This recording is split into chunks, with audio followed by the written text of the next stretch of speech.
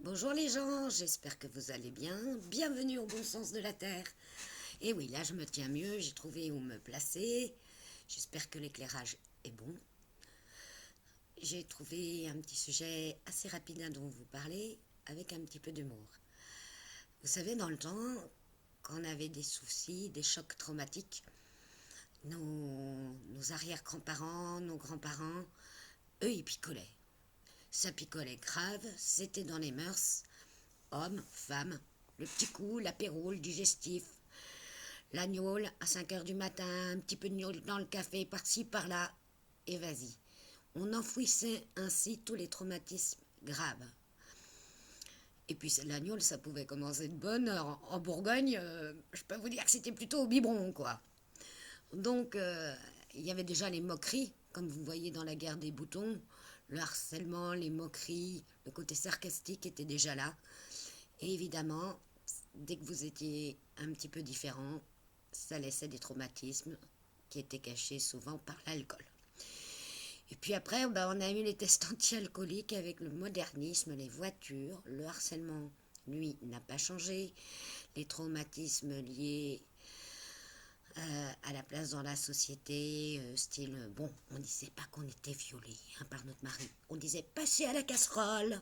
Parce que souvenez-vous, on devait faire un devoir conjugal. Donc aujourd'hui, ces choses ont changé, mais il y a encore beaucoup de femmes qui restent et d'hommes traumatisés, soit par le harcèlement à l'école, ou dans les milieux professionnels, ou dans les... Ça a souvent commencé à l'école, puis continué dans les milieux professionnels, et arrivé jusqu'au burn-out ou à des tentatives de suicide. Ça a évolué aussi dans la façon de cacher les choses, puisqu'on est passé, bien sûr, après la picole, comme on n'avait plus le droit de boire, on a pris les médicaments, le tush, quand j'étais jeune, on fumait beaucoup de tush, et puis on a pris des drogues plus dures, mais maintenant il y a aussi des tests pour ça. Donc la nouvelle solution des 25, 30 ans et les plus jeunes, c'est la sclarification. Bien sûr, tous ces chocs ont été, c'est ce qu'on appelle des, des traumatismes et des maladies. L'alcoolisme est une maladie, c'est toutes les maladies d'addiction. Alors, je n'ai pas de solution pour l'alcoolisme. Allez voir des psychiatres, des psychologues. Vous pouvez en parler. Vous n'êtes pas fou. C'est simplement, il y a de la réparation à faire dans nos émotions.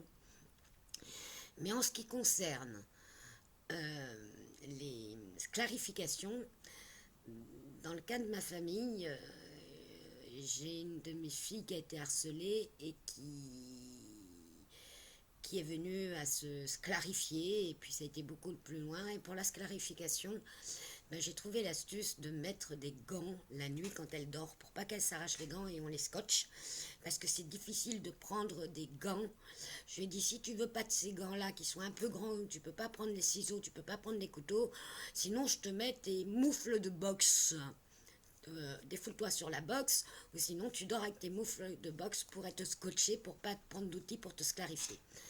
Et ça, dans l'ensemble, bien marché, puisqu'on a appuyé en même temps par un psychologue et un psychiatre. Et elle se clarifiait tous les jours depuis 3-4 ans en avril, et maintenant on en est une fois par 3 semaines. Non, plutôt 3 mois là, elle est restée 3 mois sans se clarifier. Donc voilà l'astuce du jour, si vous avez des jeunes qui se clarifient.